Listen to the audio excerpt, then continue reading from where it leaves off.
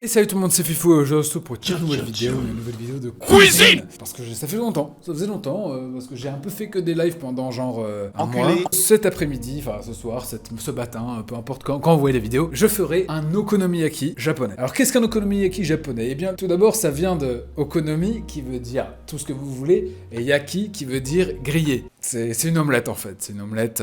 N'oublie pas. Voilà. Je ferai que des ingrédients que l'on peut trouver facilement en France, par exemple sur Leclerc, Lidl, la Super U. Voilà, pas d'ingrédients compliqués. Donc voilà, je vais vous montrer tout d'abord ce qu'on a besoin. Donc vous aurez besoin d'un peu de crevettes, voilà. Vous aurez besoin d'un peu de farine.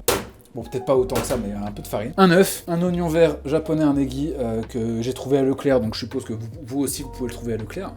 Et un peu de chou chinois, un truc comme 150 grammes de chou chinois. Et c'est tout. Et si, par exemple, vous avez de la sauce soja chez vous, mettez-en aussi. C'est juste que là, bon, là, j'en ai pas dans l'immédiat. Du coup, je vais peut-être remplacer par un peu de moutarde ou que sais-je. On va prendre le chou. On va se prendre le chou, c'est marrant. C'est l'humour, hein. Tu m'étonnes pourquoi j'ai pas baisé de meuf. J'ai mon couteau japonais premium, tu vois. Voilà, avec votre couteau premium japonais, vous allez venir couper votre chou. Un peu en forme de fin truc, en fait. Voilà. Je vais vous montrer immédiatement. Vous coupez fin. En fait, faut hacher fin, finalement.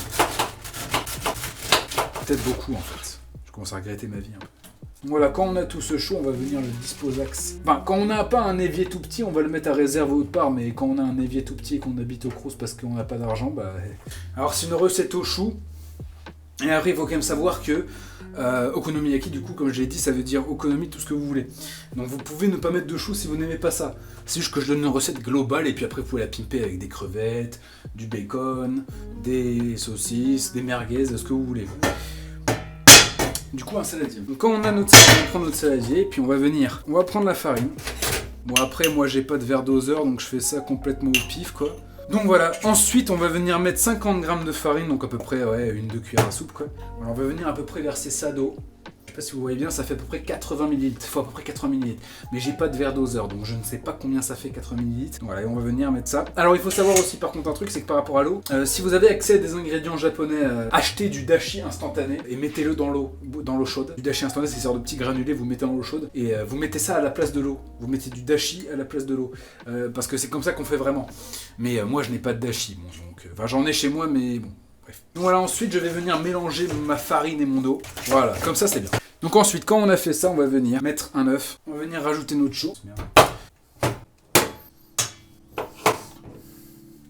Ces 4 petites crevettes restantes seront pour ma consommation personnelle. Et donc le negi, on va le mettre aussi. On va mettre que ça. Et ça, ce sera pour dresser. On va venir hacher finement. Voilà, je fais même plus sur la plaque, il n'y a plus le temps. Et ensuite, voilà. Et si vous en avez pas, vous pouvez mettre de l'échalote ou de la ciboule, mais ce serait quand même mieux d'en mettre. Ensuite, vous mettez sel, poivre, du sel, poivre. Et la logique voudrait qu'on mette de la sauce soja, mais j'en ai pas, donc on va faire ça. Et ensuite, on va mélanger.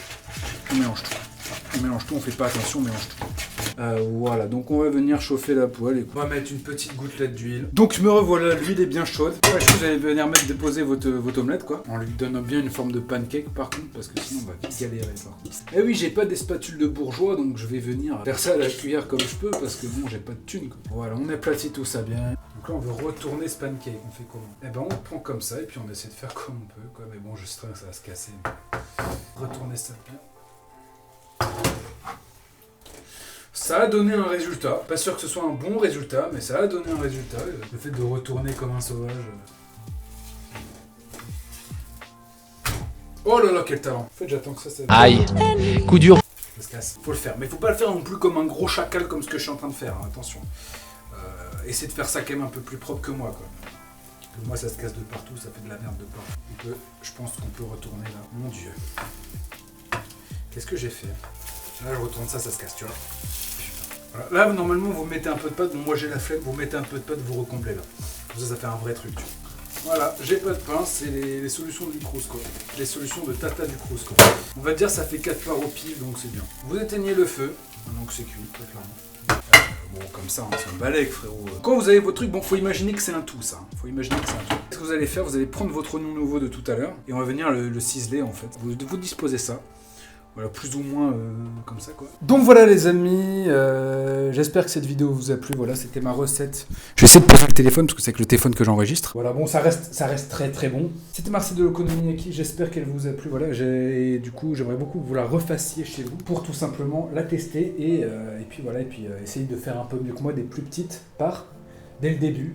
Pas après la cuisson, mais dès le début. Comme ça, vous pouvez le retourner facilement sans casser. J'ai oublié de dire, si vous avez une épicerie japonaise à proximité ou une épicerie asiatique en général, vous pouvez acheter de la sauce pour okonomiyaki trouvable facilement dans mon épicerie de ma ville, en tout cas, donc trouvable facilement sur un Paname, Bordeaux. Vous pouvez aussi acheter de la mayonnaise parce que cette okonomiyaki japonaise se sert traditionnellement avec cette sauce brune là, qui est très bonne d'ailleurs, et de la mayonnaise japonaise. Donc voilà, j'espère que ça vous a plu. Et puis, moi je vous dis, c'était Fifou et salut à tous.